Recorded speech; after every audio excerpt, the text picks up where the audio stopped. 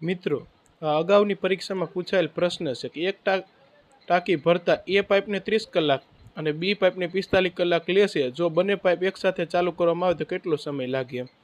તો એ પાઇપ 30 કલાક, બી પાઇપ 45 કલાક. આ બેયનો લસા તો 90. 30 તરી 90, 45 દુ 90, આ વત્તા 5.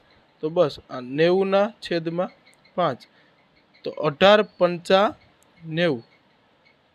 તો આ કુલ 18 કલાકમાં, તો કે બે પાઇપ ચાલુ કરવામાં આવે તો સાથે ચાલુ કરવામાં આવે તો 18 કલાકમાં આ ટાંકી ભરાય. તો મિત્રો, એટલી જ ઝડપથી તમારે પણ જો દાખલા ગણવા હોય તો તમારે સૌ પ્રથમ તો છે ને 1 થી 20ના ઘડિયા ફરજિયાત પાકા કરવા પડશે. તો તમે ગમે એટલા દાખલા છે સરળતાથી ગણી શકશો એમ.